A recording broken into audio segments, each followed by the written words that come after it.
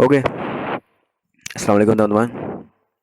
Saya bertemu dengan konsumen saya, konsumen dia bertanya tentang kulkas yang baru dibeli tapi udah rusak. Emang ini kejadiannya jarang banget terjadi.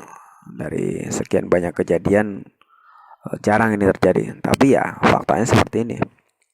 Baru beli kulkas, dipasang seminggu udah bukan rusak, bunyi dia. Jadi ada timbul bunyi di ruang freezer. Saya kan bantu jawab masalahnya di mana untuk kulkasnya ini, kulkas Aqua kalau salah nih. Silakan dipelajari teman-teman. Apa yang saya sampaikan ini semoga bermanfaat buat teman-teman. Ingat, ini adalah ilmu teknik, tidak bisa buru-buru. Pelan-pelan mengerjakannya, teliti. Orang yang baik ada orang yang pandai, orang yang pintar itu akan kalah dengan orang yang teliti. Yang penting teman-teman teliti, pasti teman-teman bisa menyelesaikan masalah ini. Saya doakan agar teman-teman dimudahkan urusannya sama Allah dan dilunasi utang-utangnya.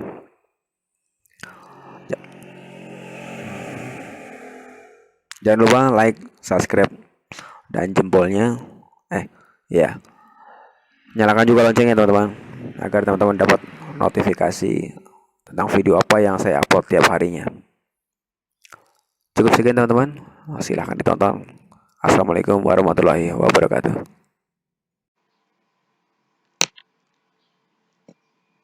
Oke, assalamualaikum teman-teman. Langsung aja ya.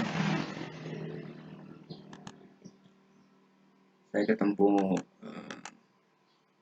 sebuah pertanyaan dalam grup saya. Perhatikan video kulkas ini teman-teman. Ini kak, kulkasnya bunyi lagi. Padahal pengaturannya masih kemarin ya, nggak dikotak-katik. Masih 4. Secara kasat mata, secara garis besar, kulkas ini adalah kulkas yang normal. Dari penjelasan oleh konsumennya adalah ini kulkas normal, nggak ada masalah. Dinginnya bagus, dingin atasnya bagus, dingin bawahnya bagus. Kemudian nggak ada yang lecet juga di body. Cuma masalahnya adalah berisik banget teman-teman, kipasnya berisiknya minta ampun. Sorry, ruang atas berisiknya minta ampun.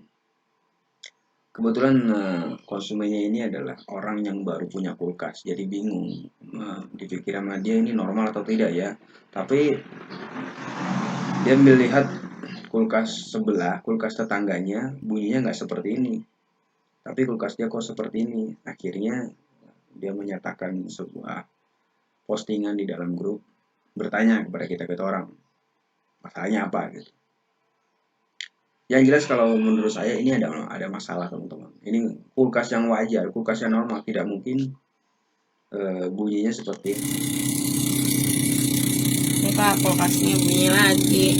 Padahal pengaturannya masih kemarin ya, nggak dikotak-katik. Kulkas yang normal tidak mungkin bunyi seperti ini, cenderung halus karena di dalamnya itu kipasnya kipas tanpa lahar, maksudnya dia kipasnya sistemnya kecil gitu, busing-busing kecil. Masalahnya gimana teman-teman? Di sini teman.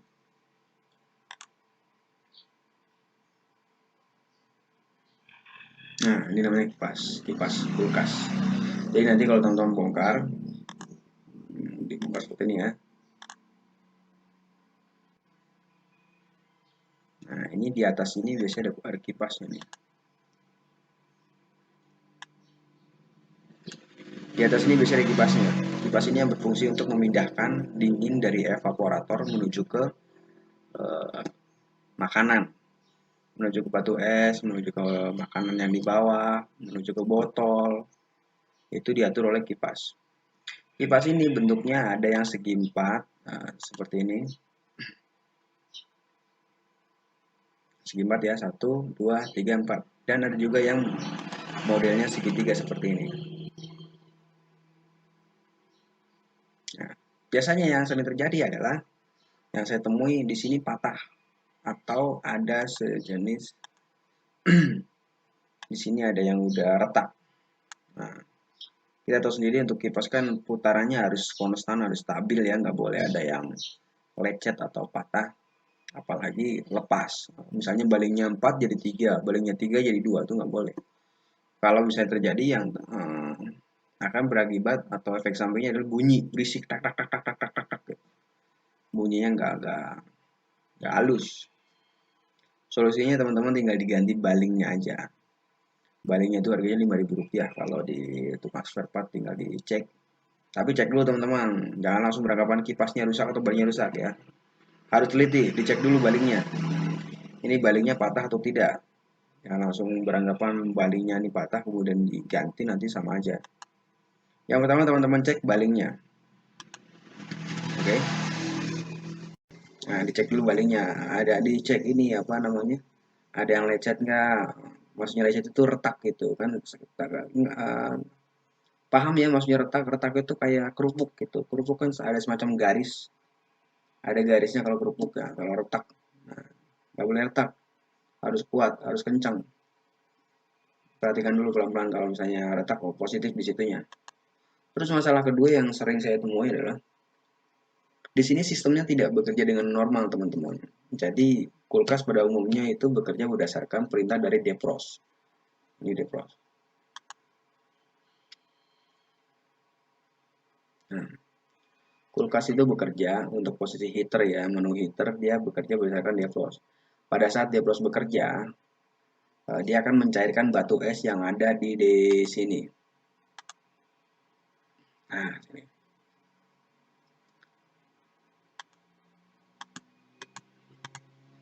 Pada saat defrost bekerja, dia akan mencairkan batu es yang di sini, teman-teman.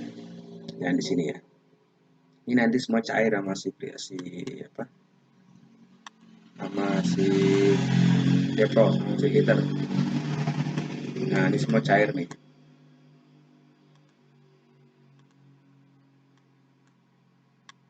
Ini semua tercair sama dia nih, sama si heater.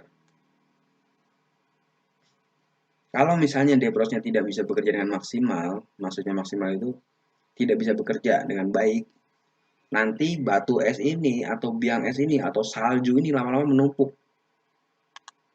Lama-lama menumpuk terus di sini. Menumpuk terus sampai menabrak si kipas. Di sini kan teman-teman tadi udah saya jelasin kipas ya, di sini ada kipas. Kalau misalnya batu esnya numpuk, otomatis kipasnya akan bertabrakan dengan batu es. Batu es ini akan bertabrakan, biang es ini saljunya akan bertabrakan batu es. Akhirnya lama-lama si kipas itu ntar lama-lama macet dan nggak bisa muter sama sekali. Karena apa? Karena heaternya tidak bekerja. Heater bekerja atas dasar perintah ini nih. Ini defrost.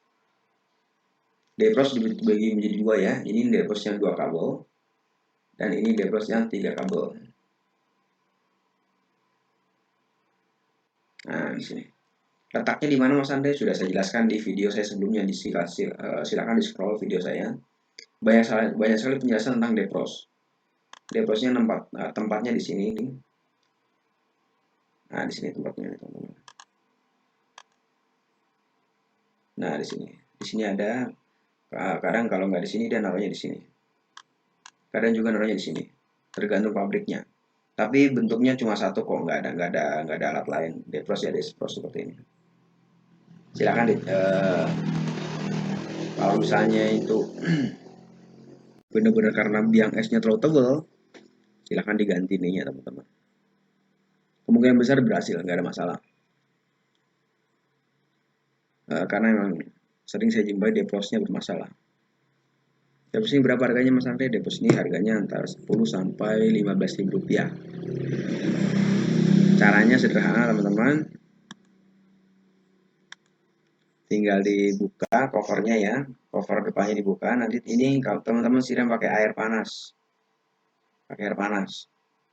atau air hangat gitu, biar batu esnya cair dulu. Pastikan di belakang bodi belakang kan ada mesin, ada kompresor, di atasnya kan ada talang tuh, talang pembuangan air. Pastikan airnya ngucur ke belakang.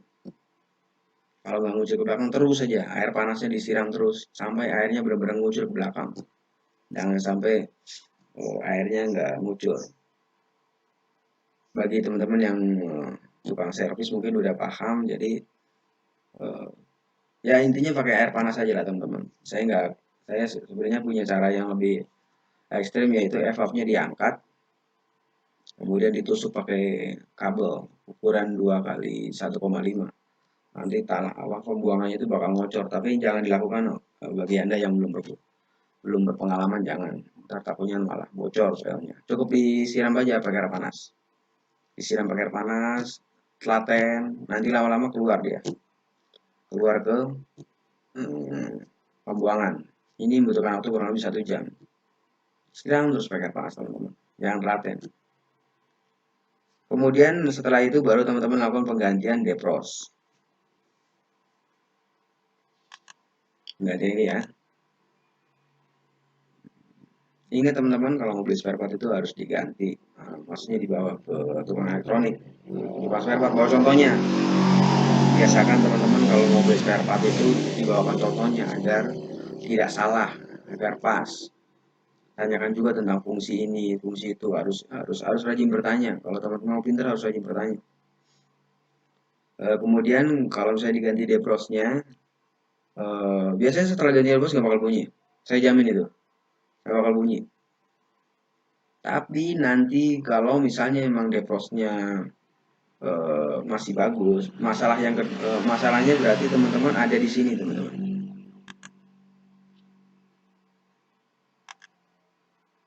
Nih teman-teman, ini namanya heater kulkas. Heater kulkas. Tapi ini jarang banget terjadi di kasus-kasus yang saya sering temui, jarang banget terjadi. Ini namanya heater kulkas. Ini biasanya udah putus teman-teman, udah putus di dalam sini. Ini kan ada kacanya dalam ini. Ini kan sistemnya kaca. Ini biasanya putus. Putus karena apa? Karena mungkin pada saat teman-teman sudah sakit seperti itu, dibiarkan terus, akhirnya ini nggak kerja-kerja, putus dia. Solusi gimana Mas Ande? Tinggal dibelikan saja teman-teman. Ini dicabut. Ini betulnya seperti ini. Ini adanya di sini teman-teman. Adanya di bawah sini.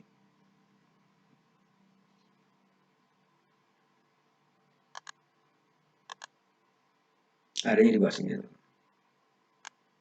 Nah, di bawah sini nih. Tinggal dilepas. Kemudian dibawa contohnya ke tukang servis, ke tukang spare part, atau enggak teman-teman cari online banyak, dan dipasangkan. Itu kemungkinan besar selesai masalahnya teman-teman. Simpel sekali teman-teman. Jadi ini adalah ilmu teknik. Kalau teman-teman teliti, teman-teman nggak buru-buru, insya Allah selesai. Nggak ada yang sulit kok. Mungkin juga sekian teman-teman yang bisa saya jelaskan buat teman-teman. Semoga berhasil dan ilmu ini bermanfaat buat teman-teman. Jangan lupa dibagikan kepada saudara atau teman yang lain. Siapa tahu mereka membutuhkan ilmu ini. Mungkin juga sekian teman-teman. Semoga bermanfaat. Saya doakan agar teman-teman bisa sukses menyelesaikan misi ini. Saya kira assalamualaikum warahmatullahi wabarakatuh.